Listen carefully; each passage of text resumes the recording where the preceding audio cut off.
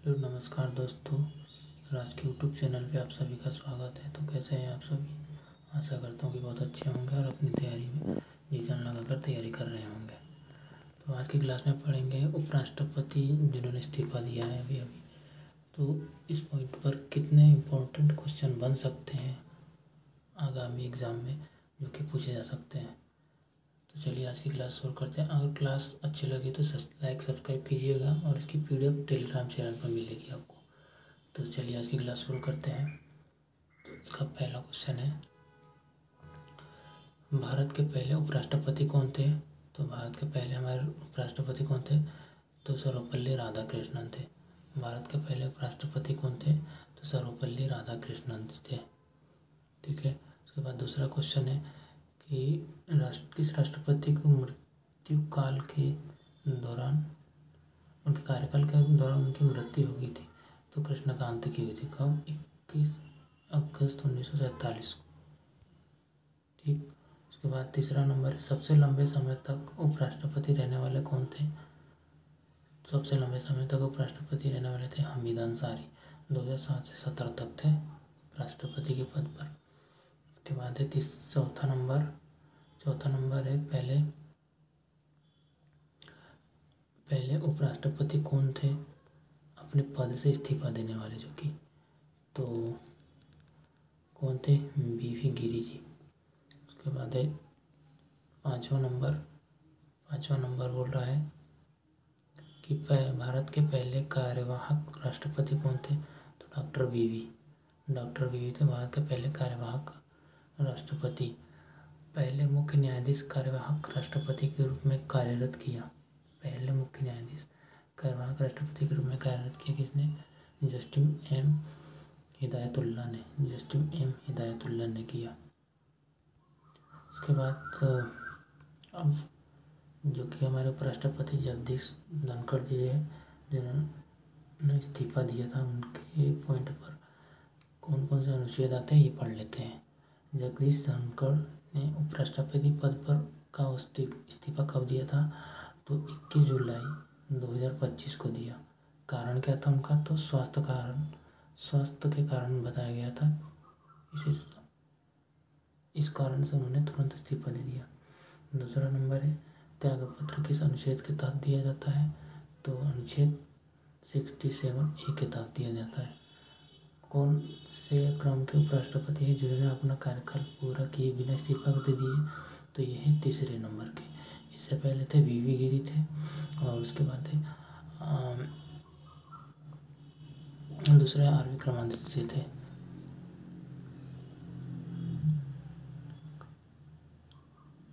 उसके बाद है चौथा नंबर है, जगदीश धनखड़ भारत के कौन से क्रम के उपराष्ट्रपति है? तो 14वें नंबर के उपराष्ट्रपति है। नेक्स्ट है, उपराष्ट्रपति के संबंध में अनुच्छेद 63 से 61 दिया गया। संविधान में उपराष्ट्रपति के संबंध में अनुच्छेद 63 से 71 तक चर्चा की गई है। 63 में बोला गया है कि यह प्रावधान करता है कि भारत में एक उपराष्ट्रपति होगा जो राष्ट्रपति के बाद दूसरा सर्वोच्च वैधानिक होगा। ठीक। 64 में बोला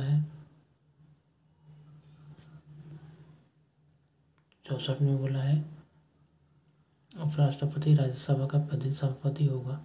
64 में बोला है उपराष्ट्रपति राज्यसभा का पदेन सभापति होगा। उसके बाद 65 में बोला है कि यदि राष्ट्रपति की मृत्यु हो जाती है तो त्यागपत्र दे देता है या फिर उन्हें पद से हटा दिया जाता है तो उपराष्ट्रपति राष्ट्रपति के रूप में कार्य करेंगे। 65 में बोला है। 66 में बोला गया है, तो 66 में उपराष्ट्रपति का निर्वाचन की बात की गई है। उपराष्ट्रपति का निर्वाचन एक निर्वाचित मंडल द्वारा किया जाता है। संसद के दोनों सदनों के सभी सदस्य उपराष्ट्रपति के निर्वाचन में हिस्सा लेते हैं। चुनाव के उपरांत प्रतिनिधि पद्धति के अनुसार अनुपातिक पद्धति के चुनाव कैसे होता है? तो अनुपातिक पद्धति के अनुसार एकल संक्रमणी गुप्त मतदान होता है। उसके बाद पात्रता क्या होती है?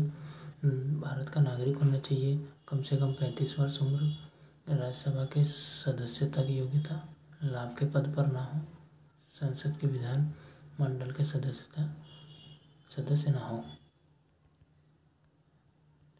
ओके, उसके बाद है नेक्स्ट है इनका कार्यकाल। अनुच्छेद 67 में दिया गया है राष्ट्रपति के कार्यकाल की बात करी गई है। 67A, उपराष्ट्रपति कभी भी राष्ट्रपति को लिखित पत्र देकर इस्तीफा दे सकते हैं। 67 के में दिया है, 67 के में। 68 में कार्यकाल पूरा होने, कार्यकाल 68 में दिया कार्यकाल के पूरा होने, इस्तीफा, मृत्यु, आयोग, शीघ्र चुनाव किया जाएगा। 68 में दिया गया है। 69 में बोला गया है उपराष्ट्रपति के शपथ ग्रहण राष्ट्रपति द्वारा होगा। शपथ की बात करेंगे 69 में। 70 में दिया गया संसद राष्ट्रपति के कार्यों के नियंत्रण के कानून बना सकती है। 70 में दिया। 71 में राष्ट्रपति उपराष्ट्रपति के चुनाव से संबंधित किसी भी विवाद पर संदेह का निर्णय सर्वोच्च न्यायालय द्वारा किया जाएगा।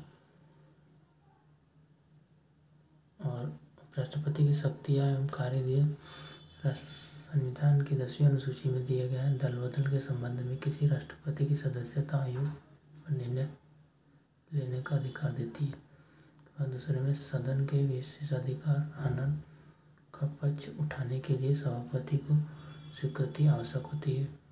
तीसरा है सभापति विभिन्न स्थायी समितियों एवं विभागीय संसदीय समितियों की नियुक्ति करता है।